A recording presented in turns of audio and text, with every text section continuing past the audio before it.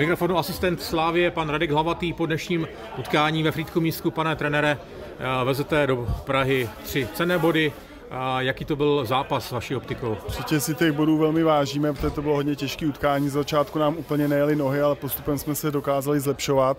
Vypracovali jsme si náskok 4-1 a velmi dobře dneska měli střely obránci a byla tam skvělá práce od útočníků, že velmi clonili i golmanovi Frýdku Místku, který to měl tím pádem hodně těžký.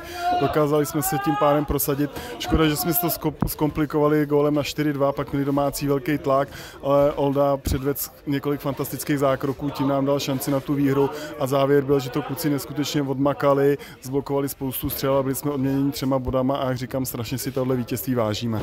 Pokiaľ nebudeme robiť tie veci, ktoré chceme z tréningu poňať do zápasu a nebude tam osobná zodpovednosť, nebude tam bojovnosť, snaha urobiť niečo s tými vecami, ktoré trénujeme a robíme, tak jednoducho nebudeme vyhrávať. Urobili sa zmeny, konečne sme sa dali dohromady ako tím, sme zdraví, ale na výsledku sa to nejak extrémne nepodpísalo, možno v určitých fázach áno, ale opäť prehrávame si zápasy absolútne zbytočnými, triviálnymi chybami. Takže jediná vec, ktorá nám pomôže, je, že to vyjde z tej kabíny a od nás všetkých, a hlavne od tých hráčov, a jednoducho bude sa robiť to a dreť na tom, čo je správne. To znamená správne rozhodnutia, správne riešenia, keď to nejde hrať jednoducho, ale jednoducho budeme musieť pracovať predtým. A nie sa tvári, že sa ma to netýka.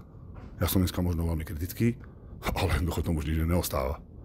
Takže vďaka fanúšikom, fandili celý zápas, to jadro chodia za nami, je to super, ale toto si jednoducho nezaslúžia a my z toho musíme rýchlo von.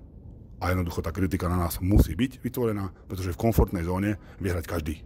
V nekomfortnej, v tlakoch, v prese, pod tlakom či supera alebo výsledkov verejnosti, na to treba mať gule. A jednoducho my sa musíme z toho schopiť a ísť od zápasu k zápasu a nájsť cestu, ako víťaziť.